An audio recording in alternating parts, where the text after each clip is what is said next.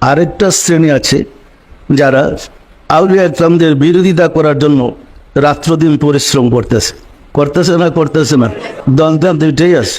এখন আমরা কোন পথে যাব, কোন পথে গেলে আল্লাহ এবং রাসূলকে পাবো, সেটা প্রশ্ন হয়ে দেখা দিয়েছে। যারা ওলি আল্লাহদের বিরোধিতা করতেছে তারা বলতেছে তারাই হক পথে আছে, কোরআন এবং হাদিস মতো চললেই হবে, নামাজ রোজা করলেই চলবে, মানে ওলি আল্লাহর কাছে যাওয়ার, ওলি আল্লাহ তার সোহবত লাভ করার কোনো প্রয়োজন নেই। যে বা যারা বলছেন ওলি আল্লাহদের সোহবতে যাওয়ার প্রয়োজন নেই, ওনারা কি ঠিক বলছেন? আমাদের সমাজে এক শ্রেণীর লোক আছেন যারা নায়েবে রাসূল পরিচিত।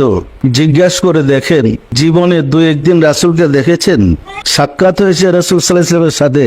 রাসূলের ওয়ারিসের যে অংশ সেটা পেয়েছেন? মিরাস লাভ করেছেন? তাহলে কিভাবে নায়েবে রাসূল হলেন? কিতাব পড়তে নায়েবে রাসূল হওয়া যায় না? রাসূল তো কিতাব পড়ে রাসূল হন নাই। শুধু রাসূল নয়, আদম থেকে শুরু করে পৃথিবীতে যত নবী, যত রাসূল, যত মহামানব এসেছেন, কিতাব পড়ে কেউ মহামানব হন নাই। কিতাব পড়ে আলেম হওয়া যায়, মুফতি মুহাদ্দিস মুফাসসির হওয়া যায়, পণ্ডিত হওয়া যায়, জ্ঞানী হওয়া যায়, আল্লাহওয়ালা হওয়া যায় না।